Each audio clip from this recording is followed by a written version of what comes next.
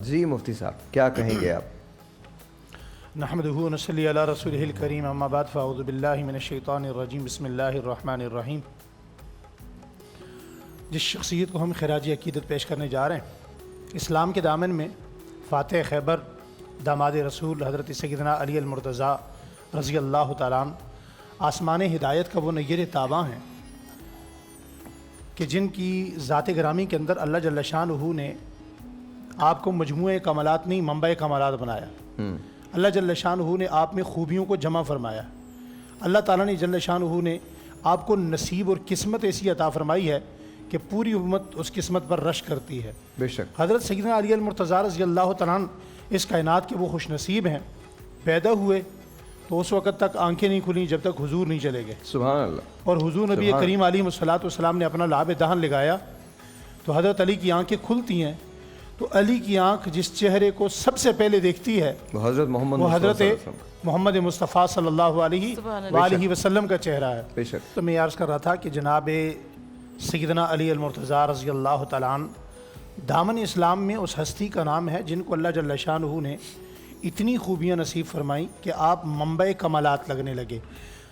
حافظ آپ ہیں، قاری آپ ہیں، عالم آپ ہیں، شیخ الحدیث آپ ہیں، کتب آپ ہیں، ابدال آپ ہیں، صابر آپ ہیں، شاکر آپ ہیں، دنیا کی بے شمار خوبیاں، جرت آپ کے پاس ہے، شجاعت آپ کے پاس ہے، علم آپ کے پاس ہے، ذہانت آپ کے پاس ہے، داماد رسول آپ ہیں، نبی کریم صلی اللہ علیہ وسلم کے مواقعات میں بھائی آپ ہیں، حضرات حسنین کے والد آپ ہیں، سیدہ فاطمۃ الزہرا رضی اللہ تعالیٰ عنہ کے شوہر آپ ہیں، اسلام اور مسلمانوں کے چیف جسٹس آپ ہیں۔ بلکہ اس پر ایک جملہ یاد آیا کہ حضرات صحابہ اکرام رضوان اللہ تعالیٰ علیہم اجمعین آپس میں بحث مباحثہ کر رہے ہیں۔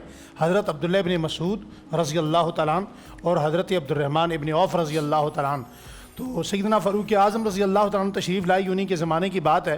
تو حضرت عمر رضی اللہ تعالیٰ عنہ نے پوچھا، بھائی آپ کی آواز اونچی ہے، ذرا ہمیں بھی بتایا جائے آپ دونوں کے درمیان میں کیا بات ہو رہی ہے۔ تو حضرت ابن مسعود رضی اللہ تعالیٰ عنہ کہنے لگے، جی میں نے ان سے کہا کہ ہمارے درمیان حضرت علی سے بڑا چیف جسٹس کوئی نہیں ہے۔ حضرت عبد الرحمن ابن عوف رضی اللہ تعالیٰ عنہ فرمانے لگے، صرف ہمارے درمیان مدینہ میں نہیں، کہیں بھی مکہ اور مدینہ دونوں میں علی المرتضیٰ رضی اللہ تعالیٰ عنہ سے علی المرتضیٰ رضی اللہ تعالیٰ عنہ سے مکہ مدینہ دونوں میں عرب میں بھی چیف جسٹس کوئی نہیں۔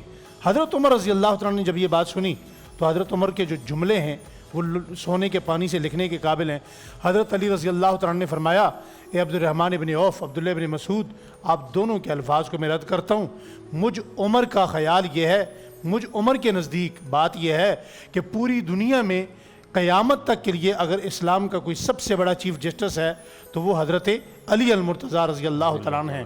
اسی لیے حضور نبی کریم علیہ الصلوۃ والتسلیم نے فرمایا تھا، اقضاہم علی، علی بہترین فیصلہ کرنے والے ہیں، علی چیف جسٹس ہیں۔ ایک موقع پر آپ صلی اللہ علیہ وآلہ وسلم نے فرمایا، انا دار الحکمہ، انا دار الحکمہ علی بابوہا، جس حکمت کا اللہ تعالیٰ نے مجھے گھر بنایا ہے اس کا دروازہ علی ہے۔ حضرت علی رضی اللہ تعالیٰ عنہ کے موقع کے بارے میں ایک مرتبہ حضور نے یوں بھی فرمایا کہ علی تیری مثال عیسیٰ ابن مریم کی ہے، جو تجھ سے بغض رکھے گا، روگردانی کرے گا، تیرے مرتبے کو گھٹانے کی کوشش کرے گا، فرمایا وہ بھی غارت ہوگا، اور جو تجھے تیرے مقام سے ہٹا کر خدائی کا مقام دے گا، جس طرح عیسیٰ ابن مریم کے متعلق دو نظریے قائم ہوئے، وہ بھی راہ ہدایت سے ہٹ جائے گا۔ راہ اعتدال وہ ہے جو اسلام نے حضرت علی المرتضیٰ رضی اللہ تعالیٰ عنہ کو دیا ہے۔ اللہ جل شانہ نے آپ کو بہت غضب کی ذہانت نصیب فرمائی تھی، یہی وجہ ہے کہ حضرت ابو بکر صدیق رضی اللہ تعالیٰ عنہ اپنے زمانے خلافت میں ہر مشاورت حضرت علی سے کرتے تھے۔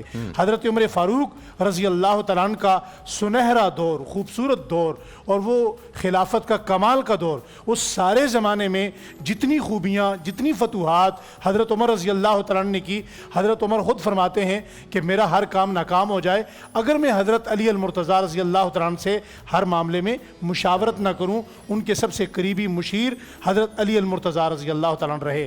حضرت سیدنا عثمان غنی رضی اللہ تعالیٰ عنہ کے دور میں ہر معاملے میں مشاورت حضرت علی المرتضیٰ رضی اللہ تعالیٰ عنہ کی رہی۔ اتنی خوبصورت ذہانت، اتنی کمال کی ذہانت آپ کو نصیب فرمائی۔ ایک مرتبہ حضرت عمر کے پاس ایک کیس آ گیا، سارے بھائی بڑا عجیب کیس ہے، چونکہ آپ کا بھی کیسے سے پالا پڑتا ہے۔ کیس یہ آیا کہ جی 7 بندے کاروبار کے لیے گئے، واپس 6 آئے۔ اب 6 بندوں نے آ کے کہہ دیا جی وہ 7واں بندہ تو وہ وہاں سے ہم سے الگ ہو گیا تھا۔ ان کی بیوی نے حضرت عمر کی عدالت میں کیس دائر کیا کہ یہ 7 بندے گئے ہیں، میرے شوہر نے، مجھے پتہ ہے وہ ذہین بڑے تھے، پیسہ زیادہ کمایا ہوگا، اور ان لوگوں نے میرے شوہر کو قتل کر دیا۔ اب یہ 6 لوگ بتا نہیں رہے۔ حضرت عمر رضی اللہ تعالیٰ نے ان سے پوچھا، انہوں نے کہا جی ہمیں نہیں پتہ۔ اب حضرت عمر نے یہ کیس حضرت علی کے پاس بھیجا۔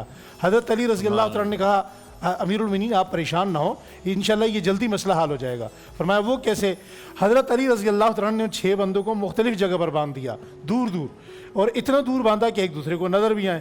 تو حضرت علی رضی اللہ تعالیٰ ایک کے پاس گئے، اس سے جا کر کچھ تھوڑی دیر گفتگو کی، تو پھر دوسرے کے پاس آئے، دوسرے کے پاس جا کے تھوڑی دیر ویسے ہی کھڑے ہوئے کوئی بات چیت کی، اور پھر زور سے ویسے ہی کہہ دیا اللہ اکبر۔ اب باقی جو 5 تھے ان کے ذہن میں آ گیا کہ بھائی اس بندے نے تو راز بتا دیا۔ تیسرے کے پاس گئے تو تیسرے نے کہا، تیسرے کے پاس بھی جا کے کہا اللہ اکبر۔ اب وہ باقی جو تھے وہ سمجھے بھائی دوسرے نے بھی بتا دیا تو اب ہمیں بھی سچ بولنا چاہیے۔ آپ پلٹ کے تیسرے کے پاس آئے، تیسرے سے کہا دیکھو انہوں نے تو بتا دیا، آپ بتا دو۔ انہوں نے کہا جی جو انہوں نے بتایا صحیح ہے، ہم نے اسے قتل کیا ہے۔ پھر آپ سب کے پاس جاتے گئے، تو اس طرح اللہ جل شانہ نے آپ کو کمال کی ذہانت نصیب فرمائی تھی، اور آپ کا تقوی، آپ کی سخاوت، آپ کا اختیاری فقر اتنا معروف تھا، اتنا کمال کا تھا کہ کوفہ کے بازار میں حضرت سیدنا علی المرتضیٰ رضی اللہ تعالیٰ نے ایک درخت کے سائے میں بیٹھے نوافل ادا کر رہے ہیں، اللہ کی عبادت کر رہے ہیں، تو ایک انجان بندہ جو حضرت علی کو نہیں جانتا آیا، اور وہ اس غرض سے پاس بیٹھ گیا کہ حضرت علی کے پاس کچھ سوکھے روٹی کے ٹکڑے رکھیں تو میں فارغ ہو کر یہ کھا لوں گا۔ تو جیسے ہی حضرت علی نے سلام پھیرا تو اس بندے نے اپنی حاجت کا ذکر کیا، جی مجھے بھوک لگی ہے، میں یہ کھانا کھانا چاہتا ہوں، آپ روٹی مجھے دے دیں، بہت زیادہ بھوکا بھی ہوں، مسافر بھی ہوں۔ حضرت علی اس سے کیا کہتے ہیں؟ ہمیں ان چیزوں سے سبق حاصل کرنا چاہیے۔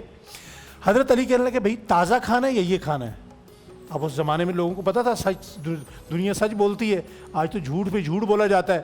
حضرت علی المرتضیٰ رضی اللہ تعالیٰ کی طرف وہ بندہ دیکھ کر حیران ہوا کہ بندے کے اپنے پاس باسی روٹی رکھی ہوئی ہے، مجھے تازہ کا ایڈریس بتا رہے ہیں۔ ان کا جی تازہ مل سکتا ہے، تازہ کھلا دیں۔ کہا وہاں سامنے درخت کے نیچے تازہ لنگر چل رہا ہے، آپ وہاں چلے جاؤ، وہاں تازہ کھانا کھا لو۔ جیسے ہی وہ بندہ وہاں گیا، دیکھا تو وہاں تازہ لنگر تھا، اس نے کھانا کھایا۔ کھانا کھانے کے بعد جو کھانا بچا اسے سمیٹنے لگا، تو ایک نوجوان آگے آئے، انہوں نے کہا بابا جی بات یہ ہے کہ یہاں کھانا کھانے کی اجازت ہے، لے جانے کی اجازت نہیں ہے، تو آپ لے جا نہیں سکتے۔ انہوں نے کہا میں اپنے لیے نہیں لے جا رہا، وہاں درخت کے نیچے ایک بابا جی بزرگ بیٹھے ہوئے ہیں، یہ کھانا ان کے لیے لے جا رہا ہوں، انہوں نے مجھے ایڈریس بتایا ہے، ان کے پاس سوکھی روٹیاں ہیں۔ فرمایا وہ بابا جی ہمارے ابا حضرت علی ہیں، وہ بابا جی ہمارے ابا حضرت علی ہیں، انہوں نے اختیاری فقر اختیار کیا ہوا ہے۔ اللہ جل شانہ ہمیں ان کی زندگی نصیب فرمائے، موقع ملے گا پھر اس پہ بات کریں گے۔